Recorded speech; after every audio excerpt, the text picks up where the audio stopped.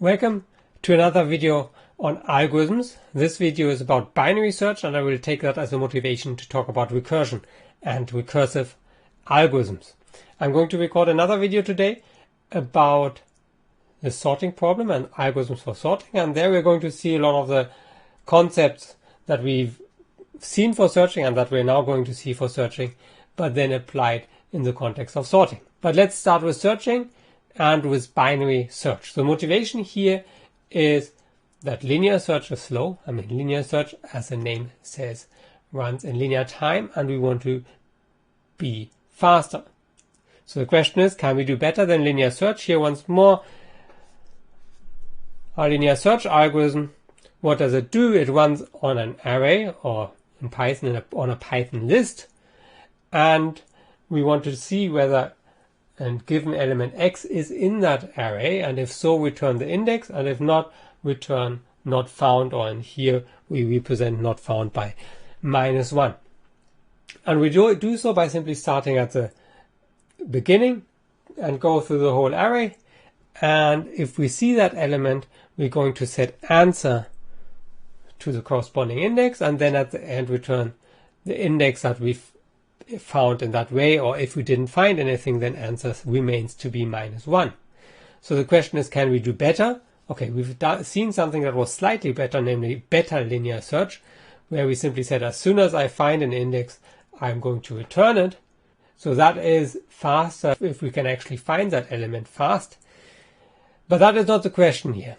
So both of these algorithms, in the worst case, run in linear time, and the question is, can we do better than linear time?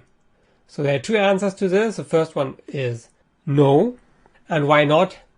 Because I assume we want to simply know whether that element is in the array or not. Then as long as we haven't seen it, we still need to compare to the remaining numbers, because maybe it's still there. So and that will be linear time. But yes, we can do better, namely if we already know more about the input, if we already have more structure. So that's the whole idea of data structures, that we store our data in a clever way. Here we don't really have a data structure in that sense, but simply have stored the data in sorted order, so from small to large, and then we can actually do searching faster, and that is then called, what we do then and what we're going to see in a moment, it's called binary search. Binary search is much faster than linear time, so it runs in order log n time. And just kind of as a reminder, order log n is really, really fast, and in particular much faster than linear time. So let me just draw this once more. So linear time would be something like this, or some other linear growth. And now log n sits somewhere down here. So it still goes to infinity, but very, very slowly. So if you have little intuition about how the log n function looks like, think of the exponential function. So think of 2 to the n. Let me try to draw that here. Something like this. And then log n, in particular because we always do base 2, it's the inverse. So flip it along this axis, then you get the log n. So it goes to infinity, but very, very slowly. If I double n, the log n function only increases by 1. So binary search is very fast. Let's have a look at how it works. The idea is pretty simple. So the idea is that I keep track of a part of the array where my number might still be, and I do so by storing two indices, p and r. I initially set p to 0, so to the start of the array, and r to n-1, so to the index of the last element, and then proceed as follows. So let's say my x is 21, so p points at the first element because p is 0, r at the last one, and what we now do is we just take the middle of P and R, so that is Q, which is P plus R divided by 2. That's somewhere here. So we look at the element that is there, 36 in this case. We compare to 21. So 21 is smaller than 36, which means that I know, first of all, I know that this element is not 21, but I also know, because it's larger, that anything to the right is also larger, which means that I can forget about all of these elements and simply continue my search to the left. And that is what this algorithm does. So I initially set P and R to 0 and n minus 1. And as long as they haven't met yet, or actually slightly more, if as long as R is larger equal P, I'm taking the middle of the two. I'm comparing what I see there with X. If I see X, I return that index. Otherwise, depending on whether that element is larger or smaller than X, I either set R to Q minus 1. So that is what I would do here. So I ignore this part. I set R to Q minus 1. And then continue. So like here. So now 12 is smaller than 21. So now this means I can forget about all of this, which means I'm in the second case here, where A of Q is smaller than X, and then I set P to Q plus 1. And this then looks like that. I again take the middle. In this case, the middle would be this here, which in our case, in this specific case, is actually 21. So we're in this case here in B. So we can simply return the corresponding index and are done. So if at some point everything here is red, which in this case was not the case, but it could happen, or it will happen if 21 is not in the array, then we would report not found. Anytime we give an algorithm, we want to have the description. This is the description. We want to prove that it's correct and analyze the running time. So how do we prove that this algorithm is correct? We have a loop. We have a while loop, but still it's a loop. We can use a loop invariant proof. So quick reminder, what's a loop invariant proof?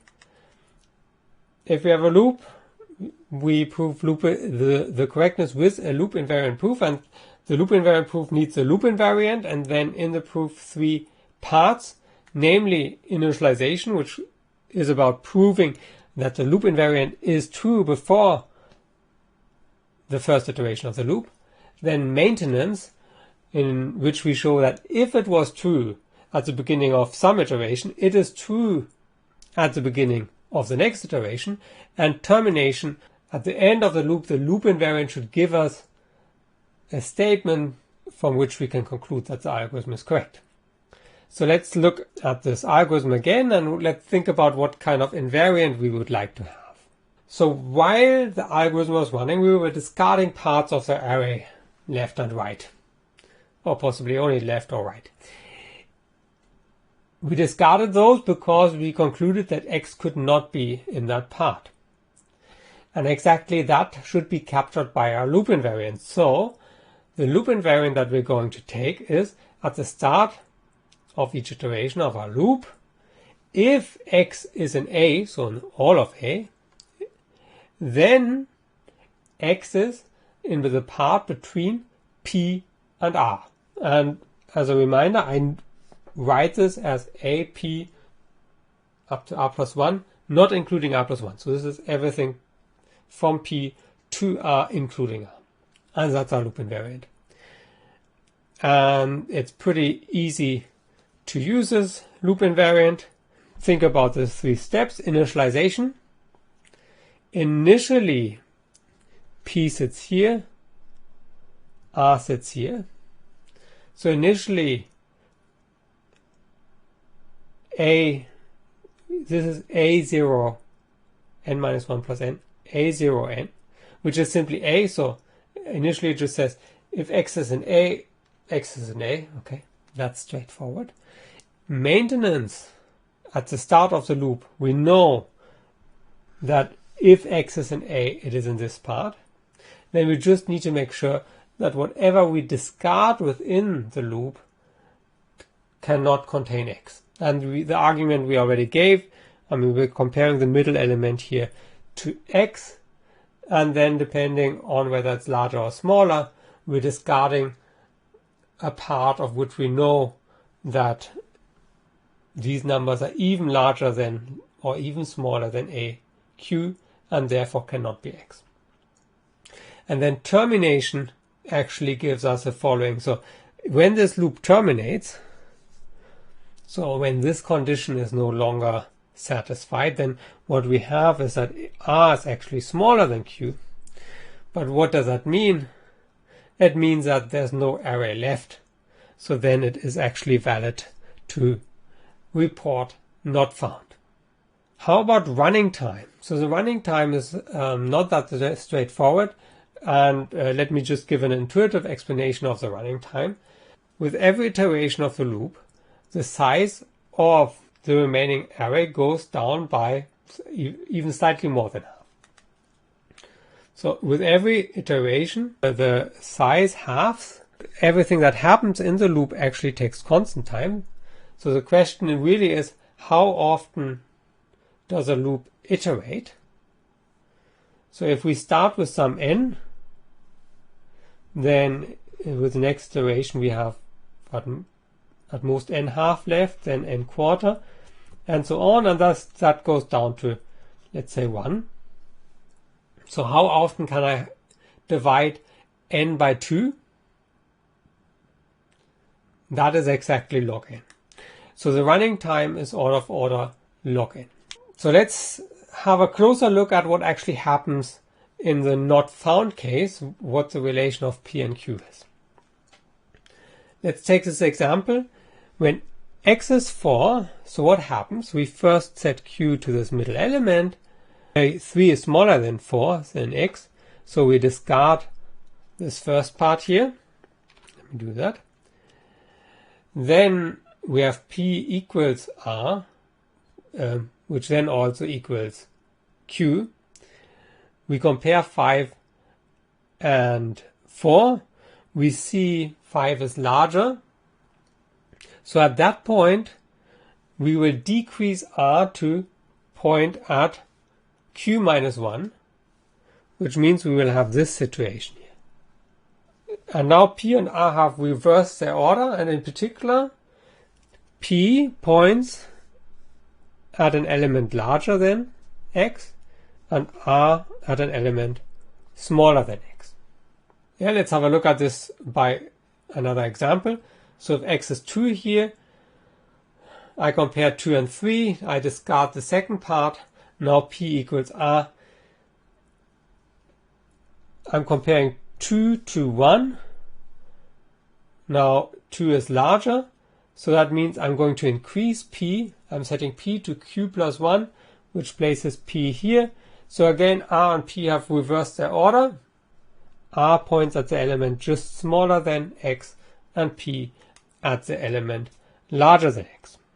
Now this of course only holds, I mean I can only say it points at the r points at the largest value below x, or p at the smallest value above x, if there is actually a largest value below or a large value above. So what happens if x, for instance, is smaller than everything in A? Okay, let's keep that question for a moment. We can make it a quiz. Before we do so, let me give you a different perspective on binary search. Let me give you an alternative description of binary search, which I think captures the intuition of binary search nicely. So let's say I'm looking for, in this case, 21.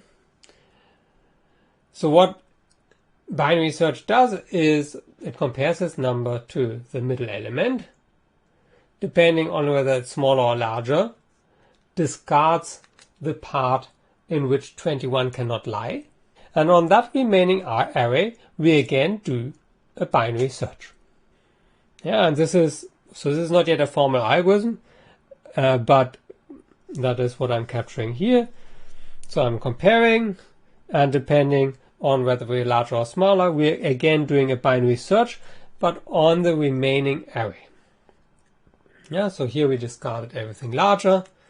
Now we will be discarding everything smaller and then do a binary search on the remaining array. And we do so until there are no elements left or we found the element.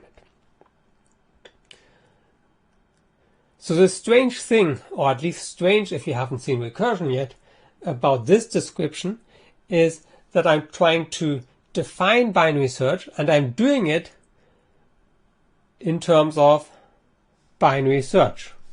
So I'm saying a binary search uses as a subroutine binary search, which is a strange way, you could say, of defining an algorithm, but that is exactly the idea of recursion.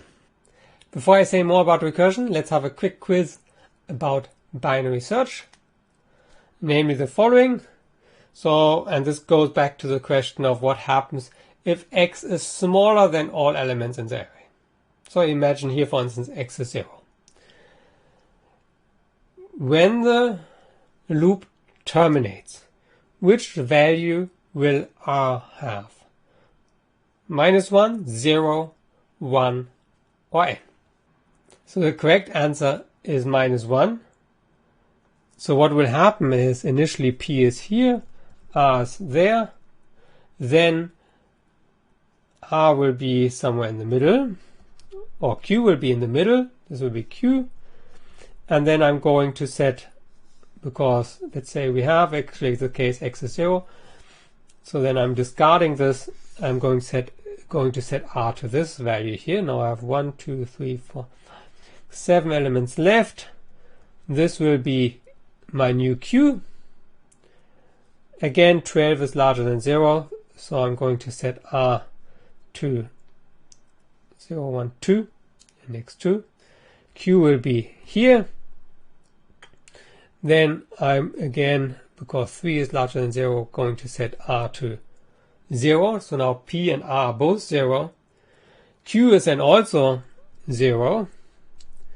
1 is larger than 0, so I'm going to set R to the index before Q, and that will be minus the index -1. What we still want to do is we want to define a recursive version of binary search, but before we do so, let's look at recursion in general. So what is recursion? In general, recursion means that we define something in terms of itself. So for instance, a directory on a computer can be seen as a collection of files and directories, or a word in a dictionary can be defined or is defined in terms of other words. In the context of algorithms and recursive algorithms, what we mean by recursion, or what we need from the recursion, is that it reduces the problem to something simpler. So recursive algorithms are based on reduction. What do I mean by that? I mean by that the algorithm, so reduction in general is a very common algorithmic concept, and it just means I solve a problem by reducing the problem to a simpler problem, or to a problem where I already know how to solve it. Now, for recursive algorithms, this reduction is a bit unusual because I'm not reducing it to a different problem for which I already know the solution, but I'm reducing it to the same problem but on a smaller instance. So if you think of general recursion, you could see it as, you could get something like this. Let me just read the quote. In order to understand recursion, one must first understand recursion. Or you can read the comic. So that is kind of recursion in general, but for us it's important that we're reducing to smaller instances. So recursion in terms of recursive algorithms, the following quote kind of fits better. Do the hard jobs first, the easy jobs will take care of themselves. In terms of recursive algorithms, it means if I have a problem on some instance, as long as I can tell you how to solve it in terms of smaller or simpler instances, then I can give an algorithm. And that's the idea in recursive algorithms. So I have a problem on a larger, on some instance, I break it down into a problem on smaller instances, and then I can magically assume that these smaller instances solve themselves. You can see it, and that's what this illustration is about. As long as I can kind of break it down into something smaller, then there's this recursion fairy that magically solves your problem. Okay, let's see that by an example. Let's start with computing factorials. So n factorial is n times n minus 1 down to times 1. So there's a natural recursive definition of this, namely n factorial is n times n minus 1 factorial. Okay, there's a slight issue here, which we will see in a moment. But in terms of an algorithm, this could now look as follows. N factorial is n times the factorial of n minus 1. And then we have to be careful, and that was a slight issue that I was mentioning. We should make sure that our algorithm terminates, and to do so, we say that if n is 1, or smaller equal 1, we're going to return 1. And this will only work for positive integers as input, but that is a recursive algorithm for factorial because I'm solving the problem on n by solving it on a simpler instance, smaller input you could say. It's not really. The input is just one number, so it's more of a simpler instance here, times n. And if I give the algorithm like this, I do not have to think about how factorial of n minus 1 is calculated, because the algorithm, as stated here, will take care of that. The only thing that is important is, next to going to a simpler instance, that I also make sure that at some point the algorithm stops. So it's not possible that there's a simpler instance to the simpler instance to the simpler instance, and this continues until infinity, but at some point it should stop. To look at that once more, if we would define factorial like this, so factorial of n is n times the factorial of n minus 1, issue that we would have would be that this never ends, because as soon as, let's say, I want to compute factorial of 4, that's 4 times factorial of 3, that's 4 times 3 times factorial of 2, 4 times 3 times 2 times factorial of 1, 4 times 3 times 2 times 1 times factorial of 0, and then blah blah blah factorial of minus 1, factorial of minus 2, and at some point this will simply return an error. So it's important to have a base case. And also the following won't work. Do you spot the error here? The error is simply that the minus 1 is missing here. And as a general issue of what's happening here without the minus 1 is we're not reducing to a simpler instance, and then again the algorithm will not terminate. So always make sure to have a base case or base cases, and always make sure that the problem actually reduces. Now, anytime we give an algorithm, we should say something about the running time and correctness. So the running time here is straightforward, I would say, because it's simply every time we call this algorithm, let's say, so let's have the minus 1 here. This takes O of 1 time. We do this n times, so the running time will be O of n. In terms of correctness, so how would we analyze the correctness of such an algorithm? So, and again, we have these two properties. We have base cases. We reduce to something smaller. In this case, actually to something that is exactly smaller by 1. So to prove correctness, essentially what we want to do is an induction. And in this case, so the base case is n is 1. So if n is 1, we return 1, which is the same as 1 factorial, so we're fine. The induction hypothesis tells me that factorial of n minus 1 is actually correct. So the induction hypothesis says that this is n minus 1 factorial. And then if we want to compute factorial of n will return n times this. By induction hypothesis, this here is n minus 1 factorial. So overall, n factorial of n actually returns n factorial. And we're fine. So correctness for recursive algorithms will use an inductive proof. More about that a bit later again. Let's take a second example which is less obvious than taking factorials, namely the Towers of Hanoi. So what are the Towers of Hanoi? So it's this game. Actually, I have it here. So, and what you want to do here is you want to move everything from here to C to over here. And you can do so by always moving one disk at a time. So I can move this disk here. And now I can move the next disk. And so on. What I'm not allowed to do is I'm not allowed to move a larger disk onto a smaller disk. So this is forbidden. And the question is, how can I move everything from here to C? Okay. And the algorithm for this, as a recursive algorithm, is very simple. And the intuition is the following. So once more back to the towers here.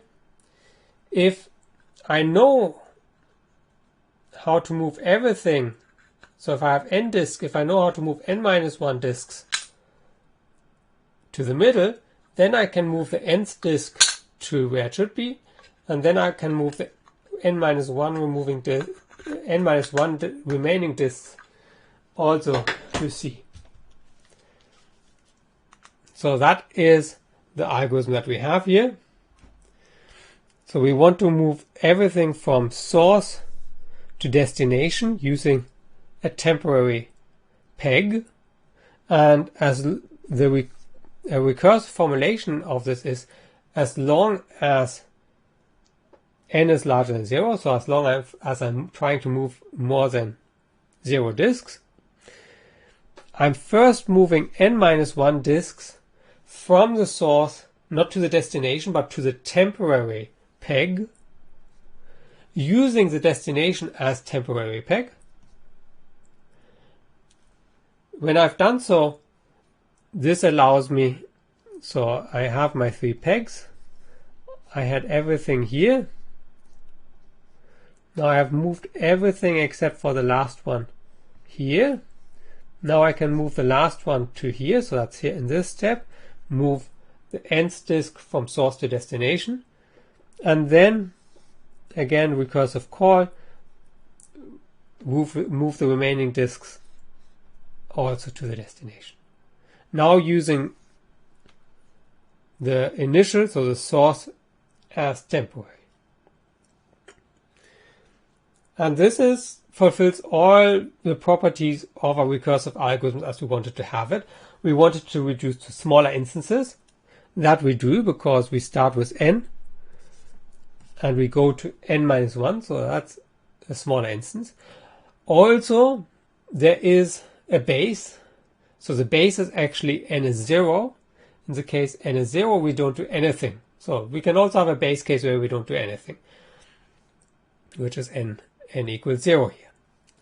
If you program this, it will actually, work. So this is all of this in Python. So this is exactly the code that I just showed on the previous slide.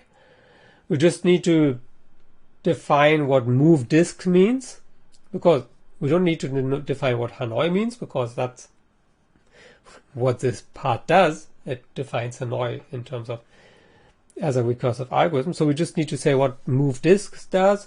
So imagine we have our 3 pegs as lists, where we can place something on top by append and remove from the top by pop.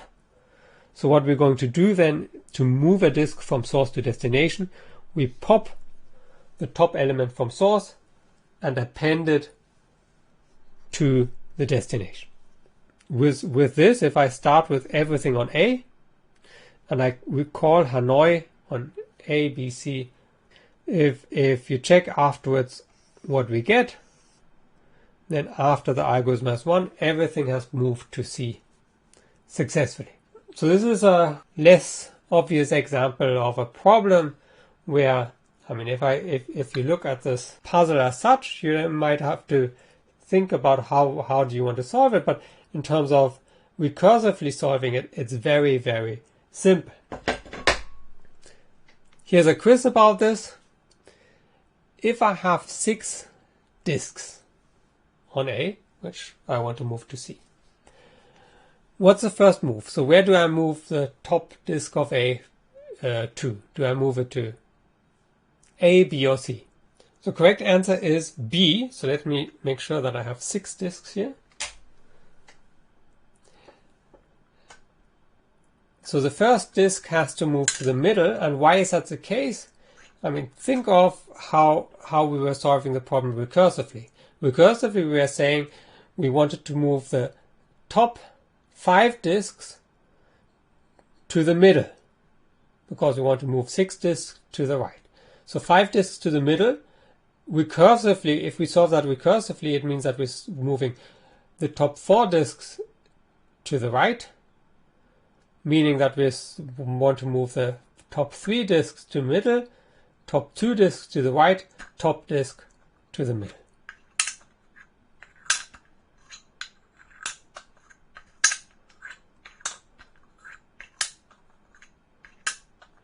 Okay, now that we know what recursion is, let's give a recursive description of binary search, and here it is.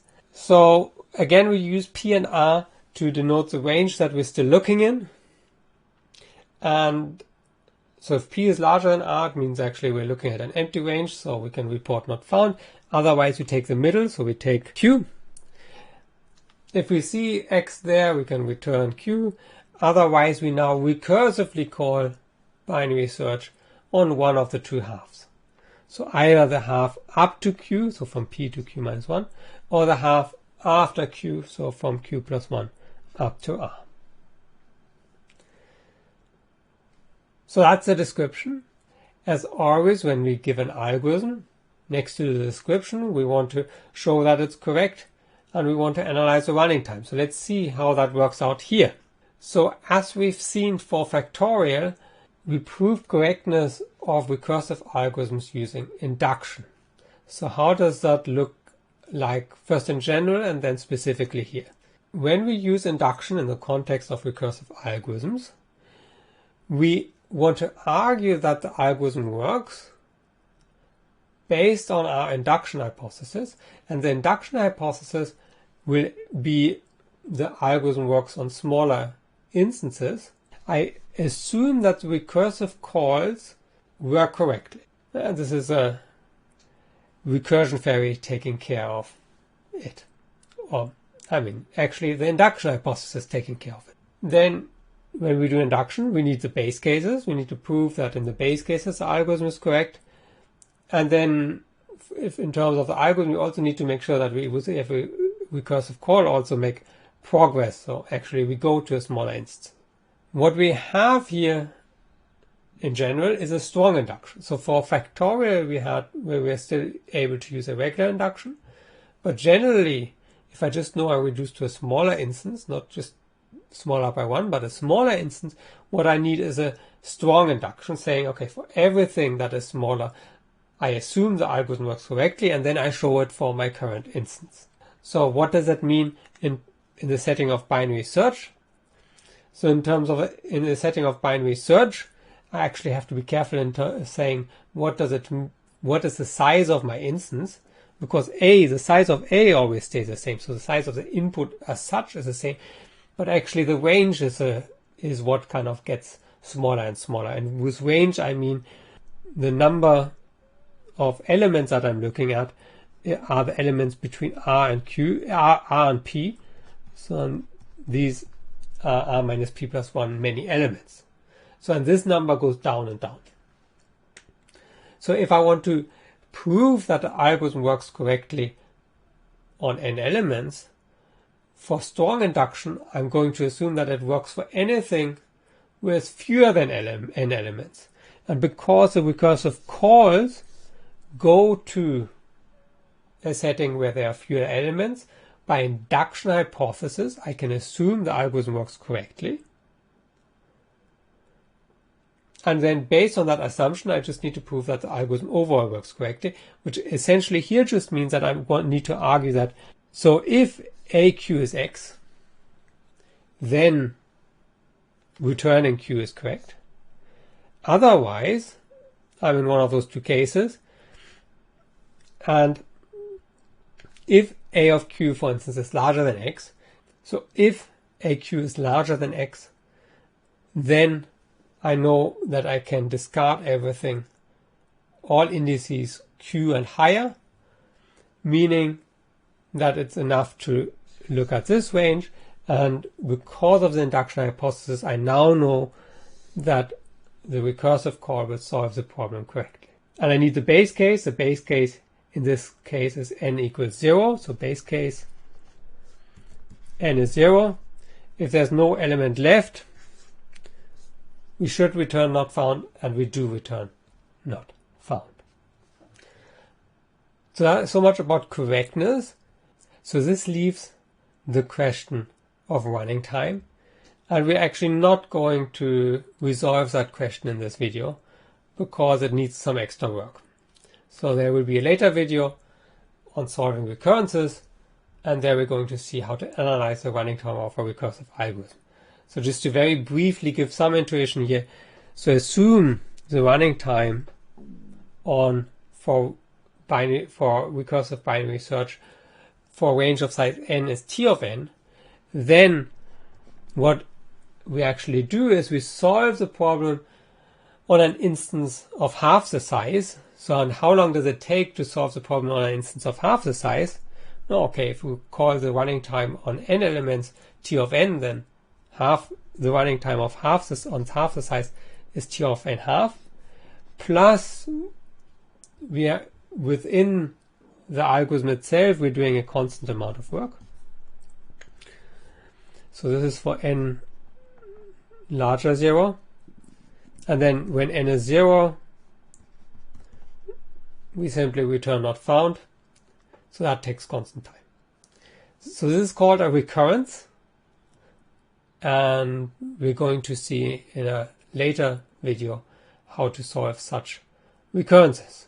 We already know, because I already said so, that this will solve to log n. And intuitively, I mean, the reason why this is the case is because I get constant plus whatever it takes on half, which is again a constant plus whatever it takes on a quarter, which is again a constant plus whatever. And the number of times I get this constant is the number of times I can divide n by 2 until I reach the base case, and that is log n. Okay, so let's have a final quiz about binary search. So here's a different way of defining recursive binary search. So instead of giving this range PQ, what I did here is I simply directly write the array. So instead of working with ranges, I take the sub-array from 0 to q and the sub-array from q plus 1 to n here. So what's the problem if I give the algorithm like this? A, it doesn't terminate. B, it's not correct. Or C, if I literally do this in Python, the running time would be linear. So the problem is if I would write the algorithm like this in Python, in particular giving the sub-array as a parameter. Then to give that sub-array to the algorithm would make a copy of it, or a copy of that part, and that would take already linear time for copying. And that would overall result in linear running time. So in particular, if you do binary search or describe binary search in Python, you will want to work with the indices and keep your base array A always the same.